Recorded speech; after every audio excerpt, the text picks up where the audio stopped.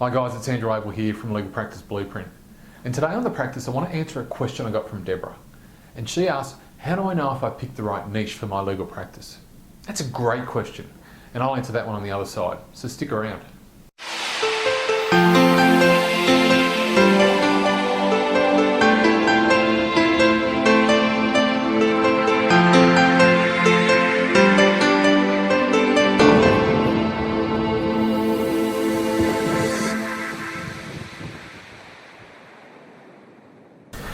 Okay, so last week I'm talking with Deborah and she asked me, how do I know if I picked the right niche for my legal practice? Now Deborah just happens to be a cracking lawyer and she knows she doesn't want to play the general legal practice game anymore. So she's decided to focus on a very specific niche market. You see, she's done her homework and she recognises the challenges of marketing and running a general practice. What's more, she knows that by focusing on a very specific niche, she'll get more market penetration than other firms, and that's going to get her ahead of the pack. So kudos to you, Deborah. That's great stuff. So Deborah's been thinking for a while about niche, and as we all do, she's been bouncing off some people in her inner circle.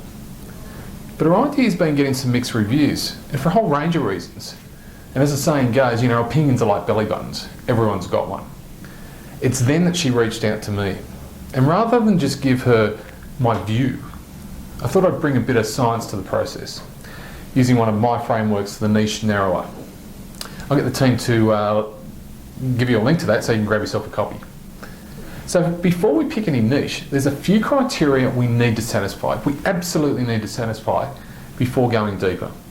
And if you can't tick off on all three, your business model will fall over, and I can promise you that.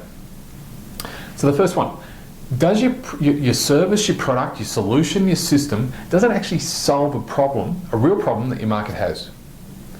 Now you might think that your offering is the bee's knees, but if it doesn't solve a real problem your niche has, people won't buy, period.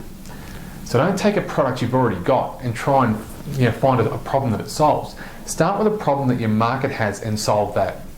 Build the solution around your problem. Second thing, can they afford you? Can they afford your product, your service, your solution, or your system? You see, it's great to have an endless supply of new business coming through the door, but what's the point if they can't afford you? Any viable niche must have the capacity to pay the bill, or your business model won't work. Third and final thing, do you like working with them? It's one thing to be able to solve their problem and for them to be able to afford it, but if working with them drains the lifeblood out of you, then why would you want to sign yourself up for that?